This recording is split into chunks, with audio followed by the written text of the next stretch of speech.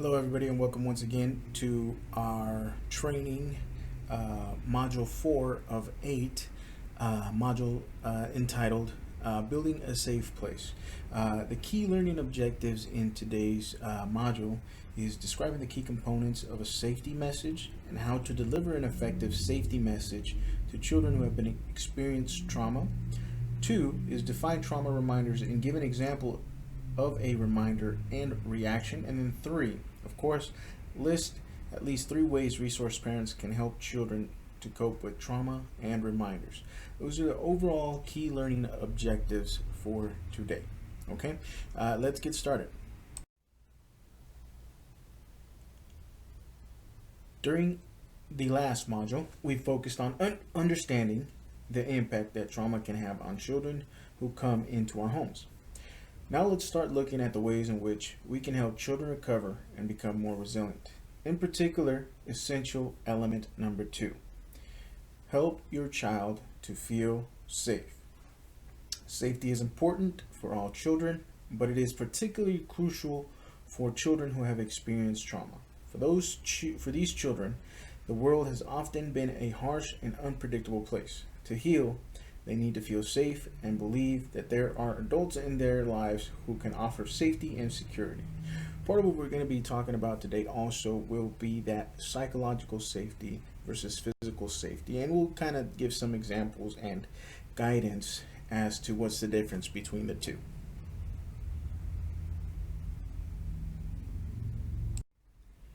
So we're going to talk about safety just a little bit. So what is safety? So in this particular slide, I want you guys to just think back to a time from what I am going to ask you. According to the dictionary, safety is the condition of being safe from undergoing or causing hurt, injury, or loss. In the real world, of course, safety is a bit more complicated. So, like I said, let's think of a specific time in your own life when you felt endangered, scared, or worried. Really try to remember what it felt like, both physically and emotionally. Write the situation or incident down on a piece of paper that you may have, and or just keep it in your mind and think about it. Now let's think about this. Think about what it took to make you feel safe and secure again. What happened? What was something you did? Something another person did to make you feel safe? Did you end up going to a special place? A special area in your house? Was it a certain spiritual belief that you have that helped you make you feel safe in that situation? Was it an object? Did you grab a teddy bear? Did you grab a lucky stone? Did you grab, your crucifix? Or was it a combination of all of these? Again, this is just to get you to start thinking about safety and what safe really means and what safety really means.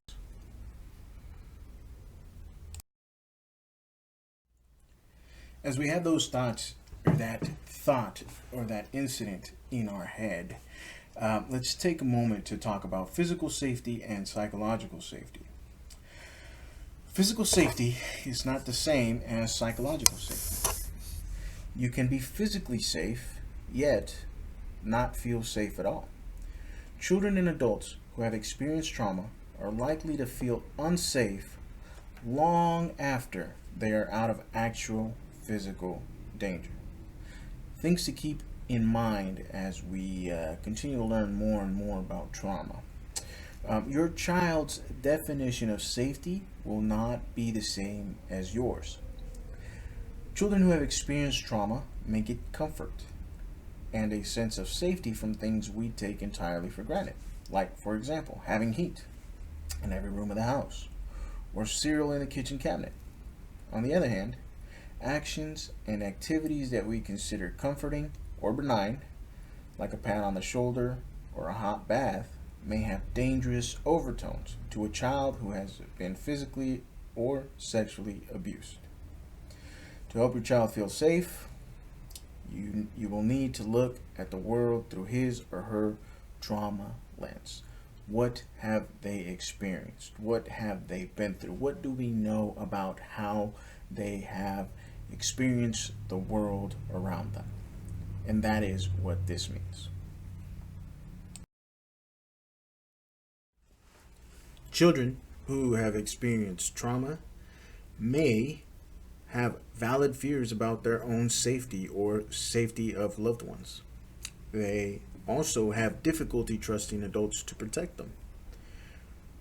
They also might be hyper aware of potential threats and also have problems controlling their reactions to perceived threats. Children who have been through trauma may need more control, more reassurance, and more information to feel psychologically and physically safe because of their traumatic experience. So we must be aware of that ourselves as we are working with the kids that come into our homes. I'm going to read the following excerpt to you guys, and just listen carefully and try to just make familiarity with it and connect it to experiences that you guys have had. When supper was over, I saw that there were many biscuits piled high upon the bread platter. An astonishing and unbelievable sight for me. I was afraid that somehow the biscuits might disappear during the night while I was sleeping. I did not want to wake up in the morning feeling hungry and knowing that there was no food in the house. So, surreptitiously, I took some of the biscuits from the platter and slipped them into my pocket. Not to eat, but to keep as a bulwark against any possible attack of hunger. I did not break the habit of stealing and hoarding bread until my faith that food would be forthcoming at each meal had been somewhat established. Does this sound familiar? For this author, as for many children who have experienced abuse and neglect, the presence and availability of food was directly tied to his sense of safety. Just having enough food did not immediately allow him to feel safe. He continued to need to hoard the food in order to feel safe. As resource parents, it is important that we recognize the link between trauma and behaviors such as these.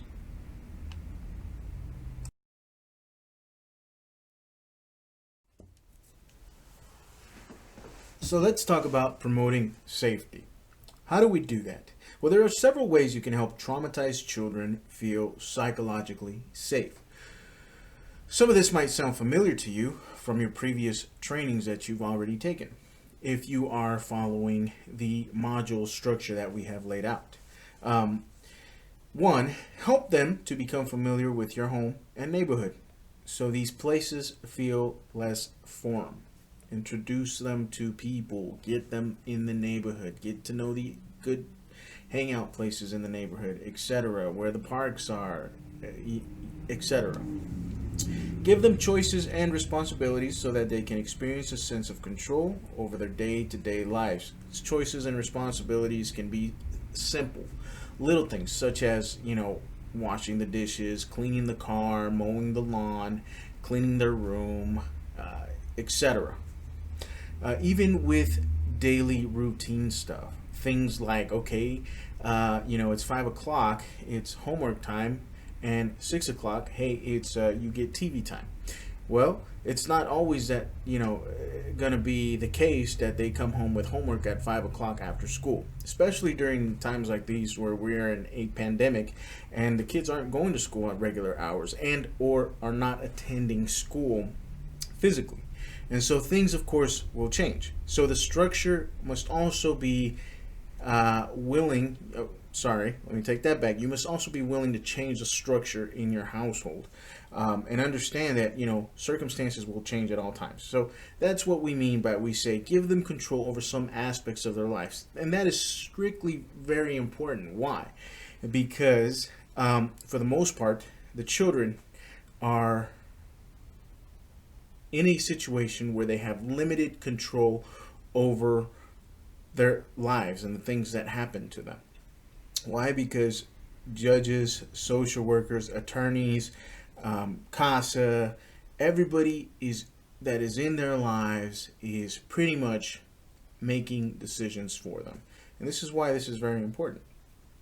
3, set limits.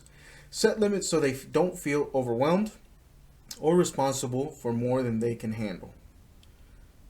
Extremely important, okay? Make sure you know your child enough to know what they can handle versus what is going to be pushing the boundaries of what they're able to handle at a certain time. Give them some idea of what is going to happen in their future. For example, let them know what will happen next. Children tend to feel and will feel safe if they have some idea of what is going to happen and how decisions affecting them will be made. How much specific information you provide will depend on the age of the child. Again, make sure you're not only analyzing that but assessing that. Is a 2-year-old going to understand and do things just like a 5-year-old? Of course not. And so that is where you're assessing the child and their capabilities. Okay, every child is different. Number 5, see and appreciate them for who they are. See and appreciate each child as a unique and special person. Provide opportunities for children to express themselves freely. The more a child feels known and understood by the people around them, the less they will feel like a stranger among strangers. Okay? Help them feel welcome. Lastly, help them to maintain a sense of connection and continuity with the past. Help them maintain a sense of continuity with their culture and their past. We'll be going over this into more detail in Module 6. Hopefully you guys come back for Module 6, connection that specifically talks about connections and healing.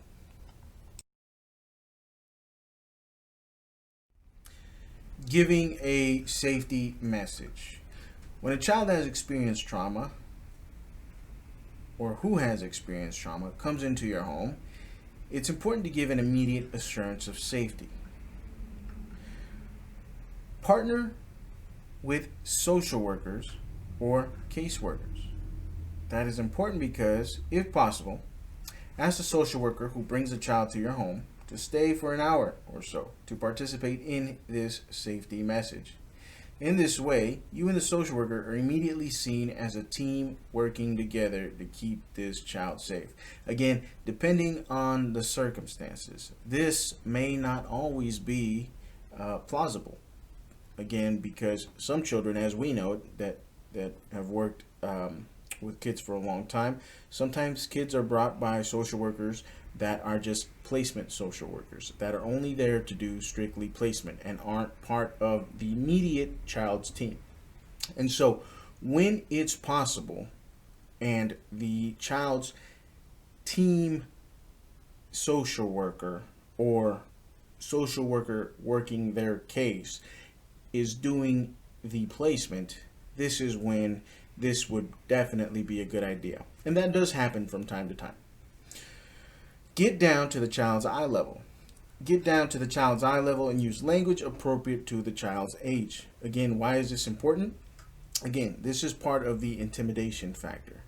A child, you don't want to be talking down to a child. You want to be talking at eye level to a child to where they feel that they aren't being overpowered into a situation and are being talked down to. That they are being talked to directly and at eye level, and that you mean no harm to them. Again, all of this can cause trauma responses from a child, especially if they come from a situation where they were physically abused and overpowered and beat, etc. This can all cause a trauma response. Number 3, promise to keep the child physically safe. Avoid making promises that are unrealistic, of course, such as nothing bad will ever happen to you again. But let the child know that you will do everything you can to keep him or her safe and protected at all times. Ask directly what the child needs to be safe. That's an important question. We have our own perceptions and ideas of what we think may be safe and or what we think children need to be safe. But when possible, And when the child can communicate that to you, ask them what they need to feel safe. Again, that may even take some education. That may even take, some time. But at some point, please do ask them. Have they themselves provide feedback as to what they need to feel safe and in good hands. Follow the child's lead. As you give your safety message, be sure to follow the child's lead. Don't push it if the child seems distracted, nervous, or unwilling to go into details. Again, this is part of respecting where the child is at this time. No need to push for more information. No need to press them with questions. Just be there, be supportive, and if the child is willing to share, again, the key word is if the child is willing to share, then continue the conversation. We do not want to overly push the children to express things that they are not ready to express and or feel comfortable to express and to share with a stranger. Let the child know that you are ready to hear what he or she needs. Very young children, or children who were traumatized at a very young age, literally may not have the words to tell you what they need to feel safe, just like we were talking about earlier. But we can still let children know that we care about their needs and are ready to listen to what they have to say. Reassure the child that you are always ready to help or talk if he or she feels anxious or afraid.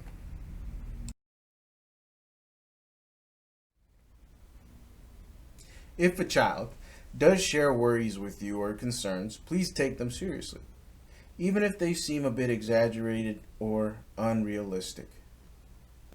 Be empathetic. Empathize with the child. Let the child know that you care. Acknowledge that the child's feelings make sense in light of past experiences. This lets the child know that all fears and concerns are mentionable in your household. Nothing is off limits. This can go a long way toward helping the child to feel more normal and less bound by secrecy. Be reassuring and realistic about what you can do. Be honest. Don't promise anything that you can't deliver. Don't overcompensate. That is the big one. We sometimes get into a tricky situation when we try to overcompensate with the children that we work with.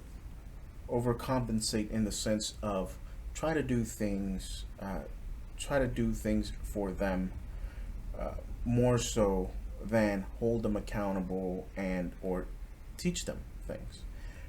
Because we may feel sorry for everything that they've had to go through. Help your child to express his or her concerns to other members of the child welfare team. Just writing down a fear can help a child to feel more in control. Again, you are the person that's building this connection with this child. And if you are genuinely concerned and genuinely working with this child, there will come a time where this child will open up to you and let you know more about their lives. And as they are letting you in, again, remember that you are a message carrier. You are a supportive person in their lives. And so what you are doing is helping them carry that information to the people that can help them and or provide support.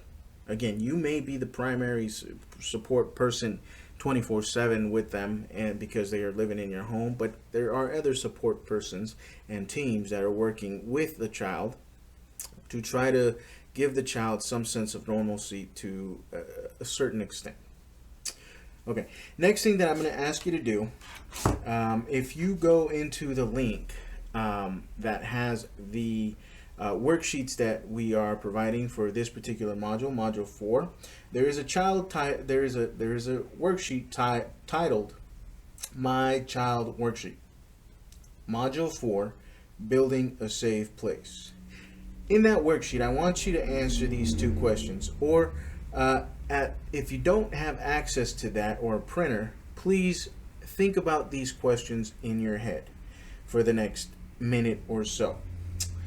My trauma-informed safety message to my child is what?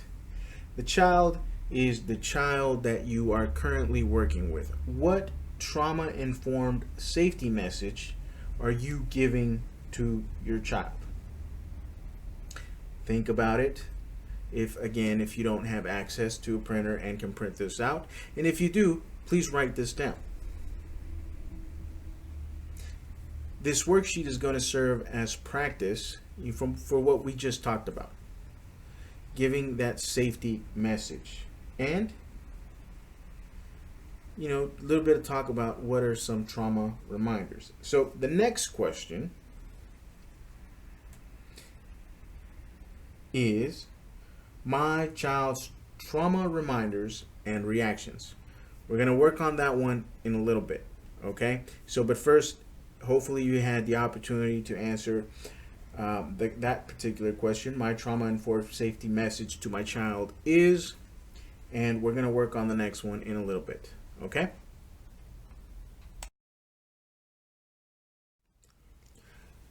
Another way to make that first meeting with the child coming into your home a little bit more comforting is during the process of explaining the household rules. Household rules and routines are one of the ways we keep things running smoothly in our homes, particularly when we have several children and a partner and perhaps some pets living under one roof. Structure and routine are an important part of building a sense of security in children who have survived trauma. Explaining how your household works can keep a child from feeling adrift and out of sync with the family. But laying down dictatorial rules during the first hour or day that a child arrives can send a message that your home is harsh and institutional rather than safe and comforting. To help strike the right balance, you need to consider the child's history. Keep the child's history in mind. Many children with a history of trauma have lived in households that were chaotic, without rules or routines. Others may have lived in families where breaking any rules had terrible consequences. It can be helpful to start by asking the child how things were done in his or her home, when they ate supper, who did the dishes, etc. So you can explain how and why things are done differently in your home. Don't overwhelm the child. Don't overwhelm the child by telling him or her everything at once. Start with the rules he or she may need to know right away, and explain others as they need to be explained arises. Emphasize protection. When explaining the rules of your household, stress the positive. Let the child know that the rules are there to help protect the child and others in the household, and of course, the household itself. Be flexible when you can. Be flexible even as you set limits. Keep in mind that a child coming from a neglected and abusive home may be unfamiliar with the concept of consistent rules. Let the child know that you are willing to listen and help if the child has trouble understanding or following the rules. We're going to move on here to talk about what an emotional container is and give you guys but yet kind of promote for you guys to be an emotional container for the kids that you guys are working with. As we've learned, children who have been through trauma may not have developed the skills to understand, express, and manage their emotions. They may feel overwhelmed by their feelings, particularly in the face of new stresses, strange situations, and trauma reminders. Children burdened by the negative beliefs and expectations of their invisible suitcase may unconsciously try to confirm these beliefs by acting out in ways that will provoke the responses they expect from adults. For example, I'll give you a quick example. when a child's behaviors start to escalate during the first week or the first month of placement. After this of course after a child has been through significant placement changes to where they have completely given up hope of staying anywhere permanently and or for a long-term period. They will purposely sabotage placement because they may have the perception it's going to end up the same way anyway, with the adult giving 7-day or 14-day notice, and placement is going to be terminated at some point anyway, so might as well make it sooner than later. That's an example of what we just talked about, of provoking the response they expect from adults. When faced with these behaviors, the greatest gift we can give is to be an emotional container for the child, responding calmly and appropriately and disproving the beliefs in the child's invisible suitcase. Please listen to the following excerpt. I started cursing at the foster mom. I wanted her to lose control. I figured that the sooner or later she would say something that would hurt me. I wanted to hurt her first. Later I felt depressed. I knew I had acted out of control. When I get angry, I don't even realize what I do, and I hurt people around me. I feel sad that I'm not good about expressing myself. I feel like a walking time bomb. I hope I can find a foster mom who can handle my anger and help me take control of myself. This particular child is crying out for an emotional container, just like we're talking about. Emotional container would support in this situation by being someone who can handle her anger or other overwhelming emotions and help her take control of herself without hurting other people. Only then can a child like the one presented and or a situation for a child like the one presented can start feeling safe.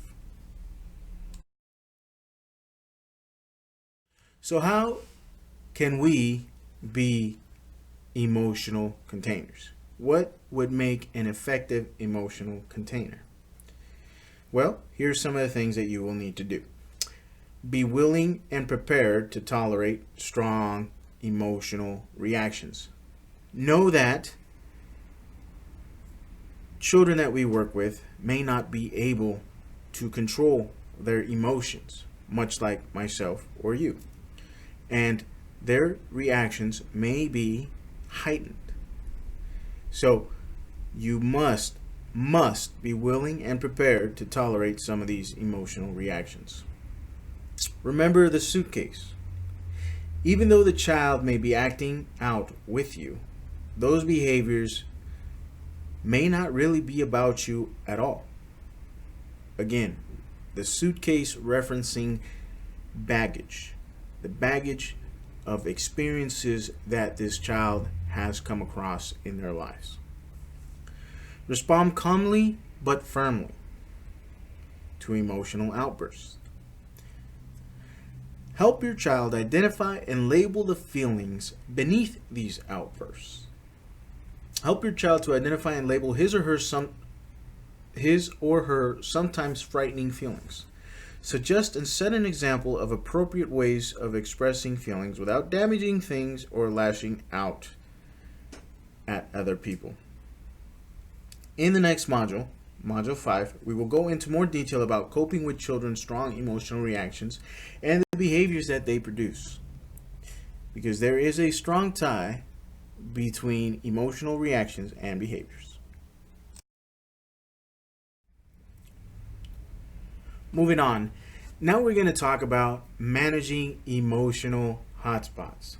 Some situations may be particularly difficult for children who have experienced trauma and may trigger a child to act out, struggle over control, or become emotionally upset.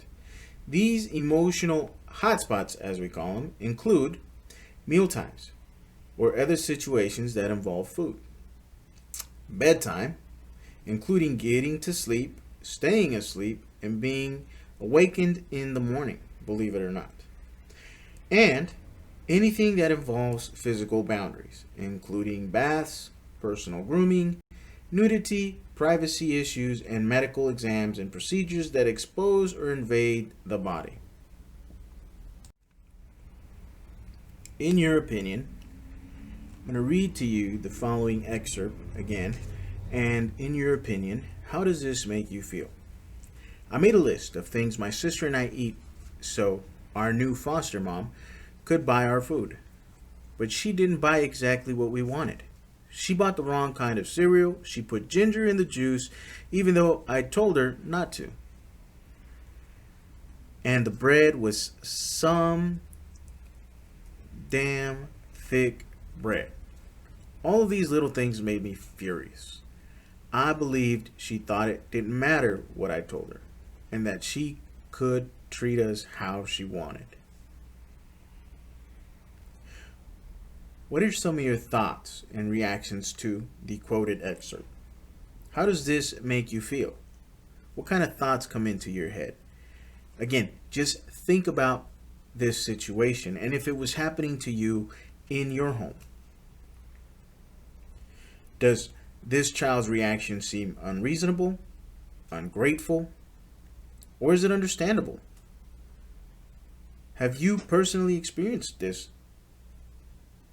reaction from some of the children that have come into your home?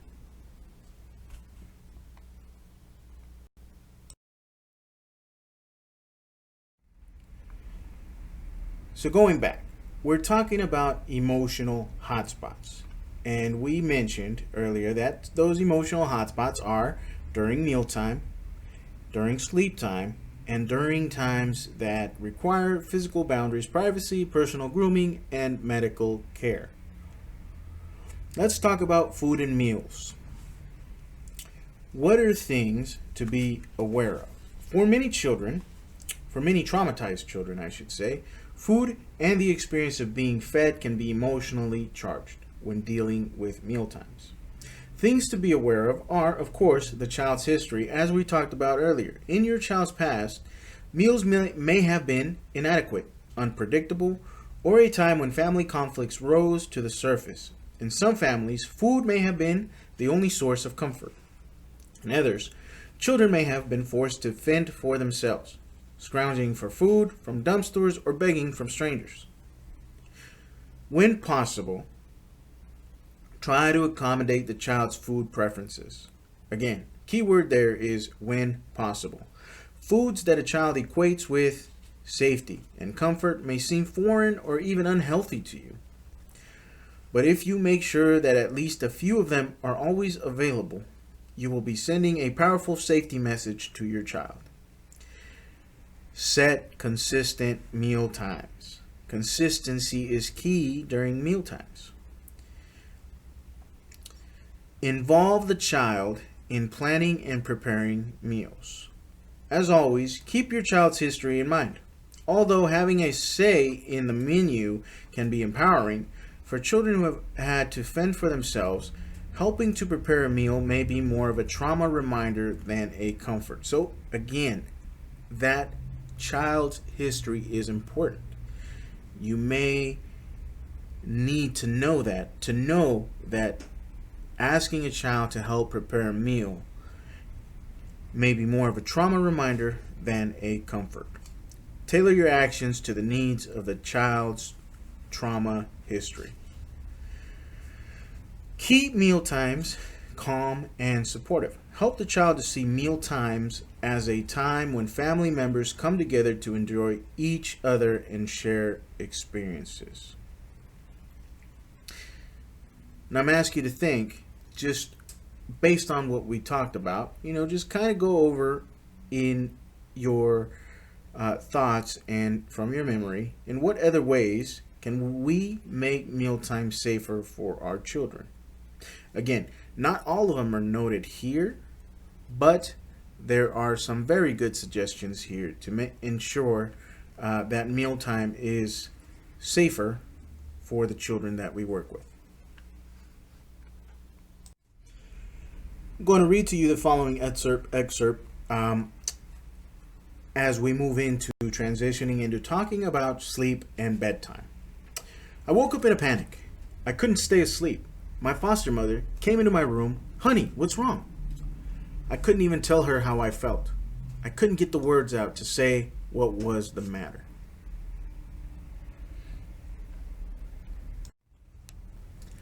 Sleep and bedtime. Like meals, bedtime, sleeping, and dreaming may be especially difficult, as we've seen. A child suffering from traumatic stress reactions may have trouble sleeping. When a child, like the one mentioned in our previous excerpt, shuts her eyes, images of past traumatic events may appear. Later, nightmares may awaken her. For this reason, a traumatized child may avoid bedtime. Being in bed may also make children feel especially vulnerable or alone. They may have been sexually abused while in bed or thrown into bed at the end of a parent's raging and physical abuse. A child who's been traumatized may also find waking up in the morning difficult. Children who have grown up in unstable environments may feel that no sooner did they feel safe enough to go to sleep than they were being asked to wake up and face the day again.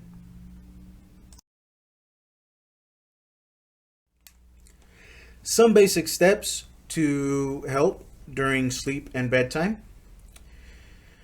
You can take to help a traumatized child and make them feel safe during bedtime or when they're going to bed, sleeping, or waking up in the following ways.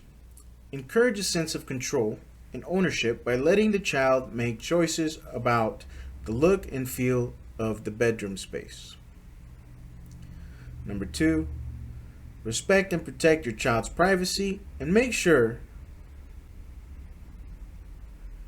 that other members of the family do the same. For example, always ask permission before sitting on the bed. Number 3, acknowledge and respect your child's fears. Be willing to repeatedly check under the bed and in the closet or show that the window is locked. Provide a nightlight and reassure your child that you'll defend them against any threat. That is, if necessary. It's not always going to happen with every child again because every child's experience has been different. But when necessary, be willing to and be ready to. Set consistent times for going to bed and getting up in the morning, and establish regular, calming bedtime and waking rituals. Let the child decide how to be awakened. An alarm clock might be too jarring for a child who is always on alert for danger. How about a clock radio tuned to a favorite station? A touch on the shoulder. Make sure children know exactly what to expect each night and morning. By creating dependable routines, you can help your child start and end the day feeling safe. Children who are having a great deal of trouble with bedtime and sleep may need help from a therapist specifically trained in trauma treatment.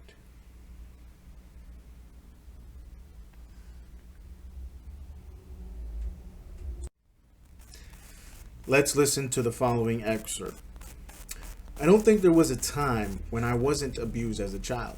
In order to survive the abuse, I made believe that the real me was separate from my body. That way, the abuse was happening not really to me, but just the skin I was in. Still, my body sometimes betrayed me, crying when I wanted to remain strong, becoming tired and refusing to obey my commands to stay awake, and most horribly, physically responding to sexual advances. It seemed to me like my body had a mind of its own. I hated the thought of sexual contact, yet my body would respond to it even when it was unwanted. Children that have experienced this have learned to see their bodies as the enemy or as something that needs to be hidden and made as unattractive as possible. Seemingly positive things like a hug, brushing hair, or a hot shower may have very different meanings for a child whose body has been violated. We need to be very sensitive to our children's trauma history when it comes to situations that involve physical boundaries, including personal grooming, privacy, touch, and medical exams and procedures. As you will see as we go on to the next slide and talk about physical boundaries.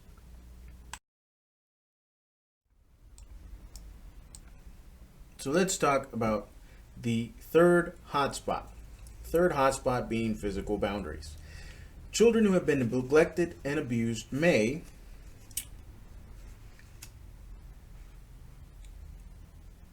be suffering and or be very precautious during moments of in which physical boundaries were involved. Do you remember when you learned to brush your teeth or to comb your own hair or to wash your face? For many of us, learning these basic skills happens so early that it's so hard to recall exactly who taught us or when or how we learned. But have you ever noticed how often these children who come to our homes don't seem to have these skills? They may arrive with teeth that are desperately in need of cleaning, or hair so tangled it's hard to get a brush through it. And they may be resistant to grooming, to bathing, to anything that involves seeing or touching their bodies.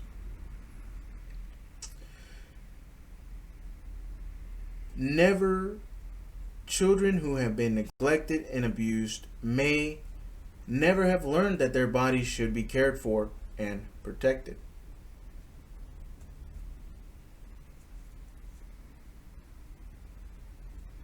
They may have also feel disconnected and at odds with their bodies. Sexual and physical abuse can have children feeling disconnected from or even at odds with their physical selves, with no sense of ownership, comfort, or pride in their bodies. They may also see their bodies as vessels of the negative memories and experiences that they carry, a constant reminder not only of what has happened to them, but of how little they are worth. Keep this in mind.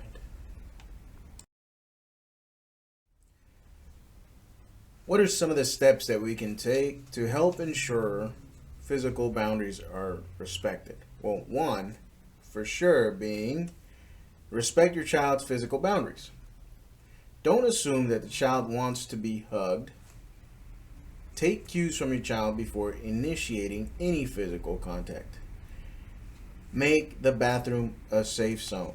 Introduce older children to all the workings of the bathroom and make it clear that their time in the bathroom is private and that no one will be walking in on them during bath time. When helping younger children bathe, ask permission before touching and be clear about what you are doing and why, how and where you will be touching.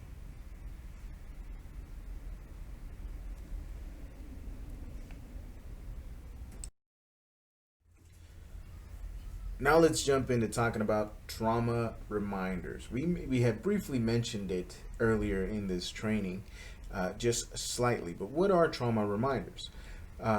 So psychological safety comes not only from having a sense of control over your outside world, but also from having a sense of control over what goes on inside yourself.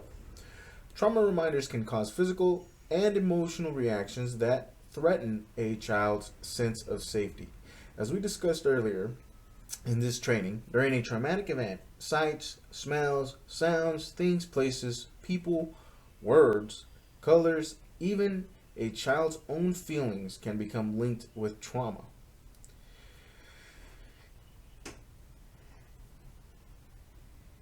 One thing to keep in mind, and as to get informed in terms of what a trauma reminder is and what it can cause, is one, it may invoke intense and disturbing feelings tied to the original trauma.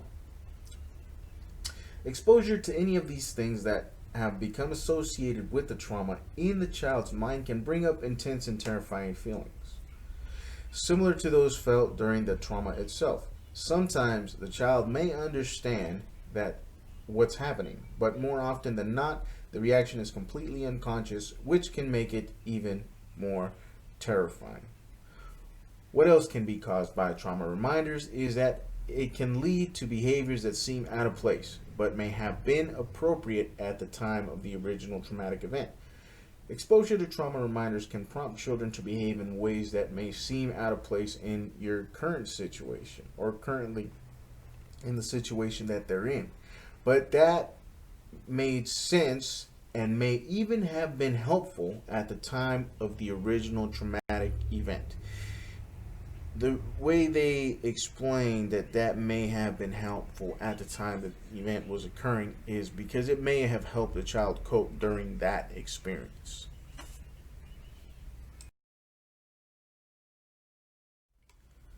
So, how do trauma reminders impact the children themselves?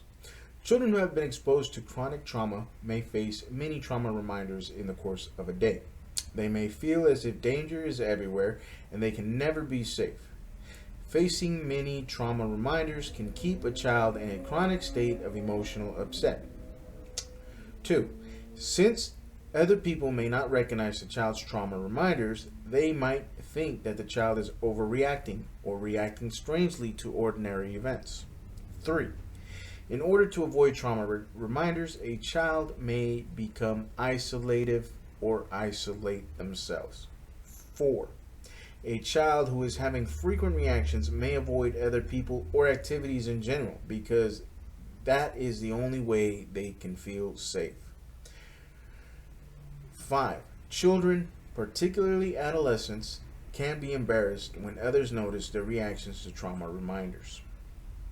For example, a teenage boy who jumps in class every time someone drops a book or slams a locker door may worry that his friends will make fun of him or think that he's going crazy.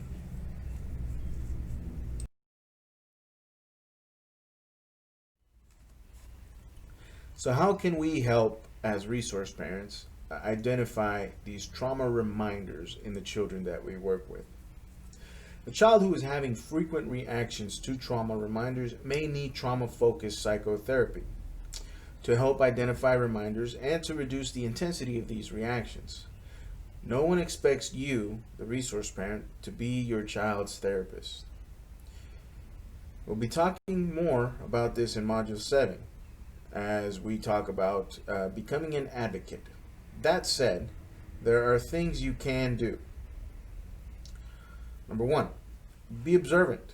Since your child may be aware of what is causing the reactions, you may have to play detective to make the connection between a reminder and the trauma.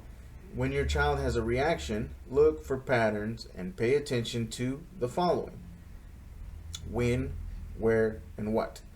When the reaction occurred. Has the child had similar reactions at the same time of the day? What happened before the reaction, etc. Where the reaction occurred. Did it occur at home? Did it occur at school? A particular room, a particular area, etc. And what? What was around at the time? The surroundings. Try to identify the people, sights, sounds, and other cues that might have been trauma reminders for your child. Remember that the reminder may be something obviously related, such as loud noises for a child who was witness to a shooting, or something that just happened to be present when a traumatic event occurred, such as a song that was playing on the radio. Once you have identified potential trauma reminders, it may be possible to reduce your child's exposure. In the long run, we want to help our children to manage their reactions to trauma reminders. But in the beginning, especially with children too young to comprehend the relationship, the best way to help may be to manage the environment to reduce the exposure.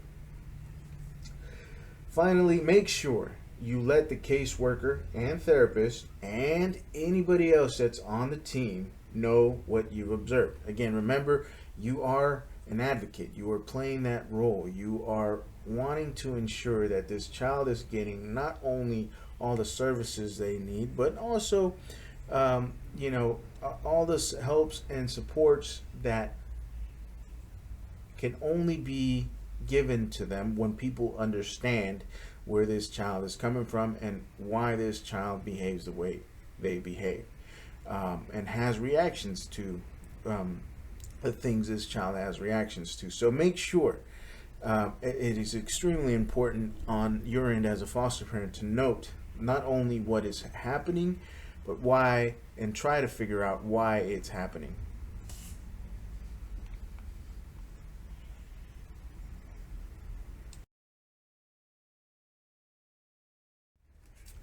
Coping with trauma reminders. What can you, as resource parents, do? Now let's talk a little bit about what you can do to help your child experiences when your child experiences a reaction to a trauma reminder. First, your first and foremost goal is to ensure that the child's physical safety is secured. Make sure your child won't get hurt because of the panic, distress, or disassociation that may be happening in the situation. Remember, safety, safety, safety. Number two, reorient your child to the here and now.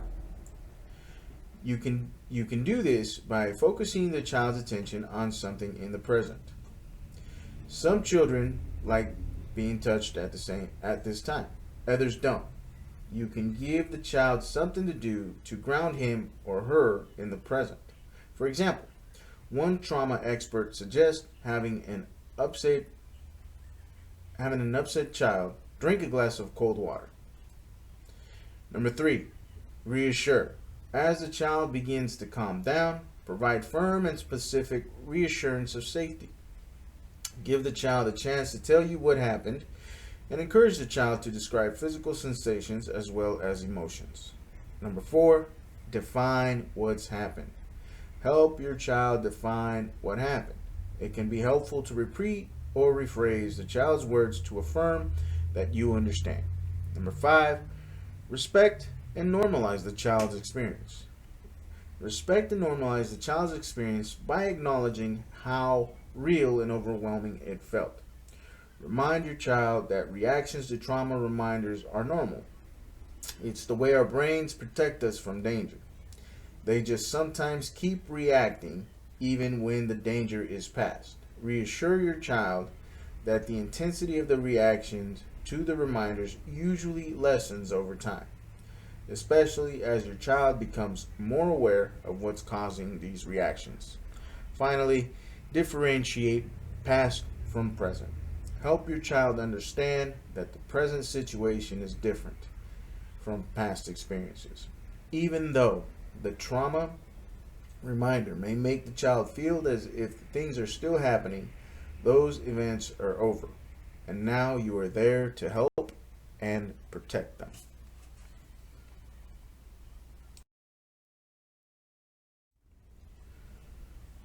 What coping with trauma reminders, what not to do.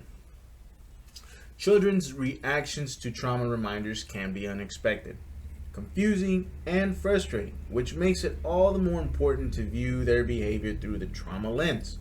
And remember your role as an emotional container. And we talked about what an emotional container is and how to properly be the best form of emotional container you can. Above all, try not to do the following. 1. Assume that the child is just being rebellious. Remember, children who are reacting to a trauma reminder rarely understand why the reaction is happening and are not fully in control of the reaction. 2. Don't tell the child that he or she is being dramatic or overreacting. This will only reinforce the child's sense of being misunderstood and out of control.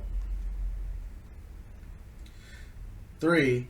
Never force the child to face the reminder. Understanding and overcoming trauma reminders takes time. It should only be done when the child is ready to move in that direction. Don't express anger or impatience. Responding with anger or impatience will only reinforce the negative beliefs in the child's invisible suitcase. Moving on, coping with trauma reminders. What children can do.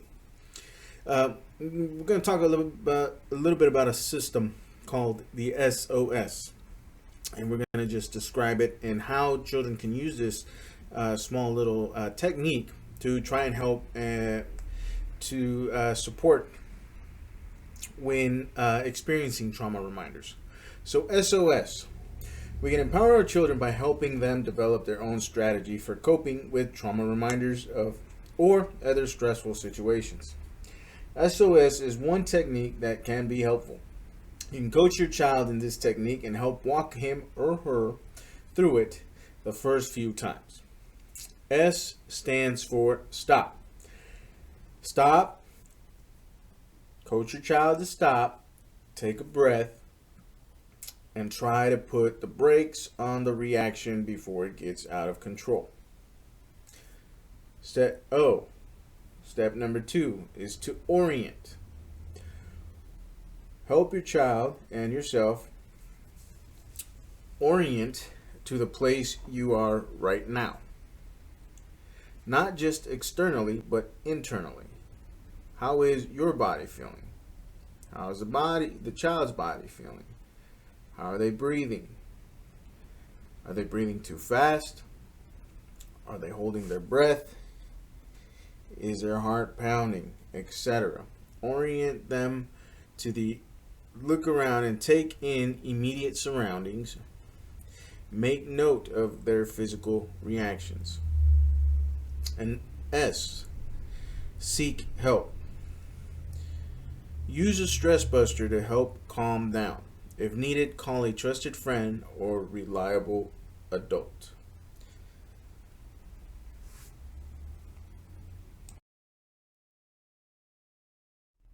So what's a stress buster?